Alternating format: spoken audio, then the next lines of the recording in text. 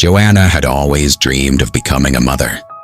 For 11 years, she and her husband, Timi, tried every option: fertility treatments, IVF, prayer sessions, and even traditional remedies. Each failed attempt left Joanna more shattered, more hollow than the last. Eventually, after a particularly devastating miscarriage, she broke down in Timi's arms and whispered through tears, Maybe we just aren't meant to have children." Timi, ever the supportive husband, held her and simply said, "Then let's give love to a child who needs it." Please hit the like button and subscribe to the channel. It helps us grow. Thank you. A year later, they adopted a quiet, curious 3-year-old girl named Amira. The moment Amira entered their lives, their home felt warm again. Timi bonded with her immediately. He read her bedtime stories, taught her to ride a bike, and packed her lunch for preschool. Joanna tried. At first, she smiled, helped with her hair, and dressed her up for church. But something always felt off. She saw other mothers beaming with their babies, and deep inside, a seed of envy continued to grow. 3 years into Amira's life with them, Joanna discovered she was pregnant, naturally. The doctors called it a miracle. She cried again, but this time with joy.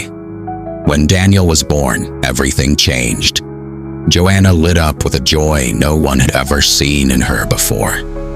She clung to Daniel, sang to him, breastfed him with pride, and posted weekly updates on social media.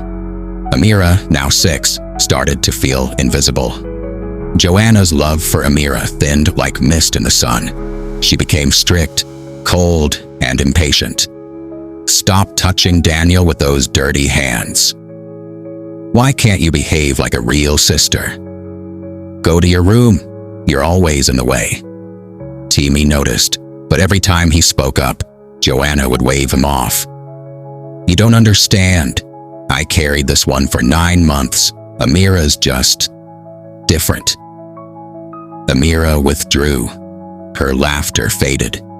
The once bubbly child became silent, careful, and sad. One evening during a family gathering, Timi's old friend Jack watched quietly as Joanna harshly yanked Amira's arm for accidentally spilling juice. Later that night, Jack pulled Timi aside. "You see what's happening, don't you?" Timi sighed. "I try, Jack. I really try to fix it, but Joanna is relentless." Jack nodded, then added, "If things get worse, you know I won't stand by and watch that child suffer." And worse it got. Amira was left out of family photos, punished unfairly, and even denied food some nights. Finally, after hearing Amira crying on the phone one day, Jack made his move. He confronted Joanna, then took the matter up legally. With Timi's quiet blessing, Jack was granted guardianship. Amira moved in with him. 3 years passed. Joanna's pride and joy, Daniel, now 5, suddenly fell gravely ill, a rare autoimmune disorder. The hospital visits were endless. Joanna was desperate. She prayed, fasted, wept, but Daniel's condition worsened. One cold morning, as the sun rose behind pale hospital curtains, Daniel took his last breath in Joanna's arms. The grief nearly destroyed her. Months after Daniel's passing, Joanna, gaunt, silent, and hollow-eyed, drove to Jack's home. When he answered the door, she smiled weakly and said, I've changed, Jack. I've lost my baby. I want Amira back." Jack raised an eyebrow. Behind him, Amira stood in the hallway, now 12, holding a sketchbook, her eyes hesitant. "You didn't lose a child, Joanna," Jack replied. "You threw one away."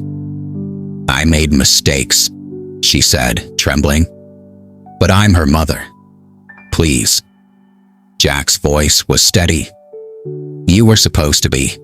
But mothers don't break what they're given just because they got something new. If you are enjoying the story, please hit the like button and subscribe to the channel. It helps us grow. Thank you. Joanna showed up again weeks later, this time with a gift box and a letter for Amira. Jack allowed Amira to read the letter. Inside were apologies, tear-stained words, and stories about how she missed hearing Amira's voice. That night, Jack sat with Amira and asked, "Do you want a visitor?" Amira thought quietly for a while and then asked, "If I go see her, do I have to stay?" "No," Jack said gently. "Not unless you want to." Amira shook her head. "I want to stay here, but maybe I'll write her back someday." As Joanna watched Amira walk away with Jack from afar, something deep in her heart cracked. She finally realized, giving birth doesn't make you a mother. Love, kindness, and presence do. And some broken promises can't be unbroken, no matter how much you regret them. Drop your thoughts in the comment section.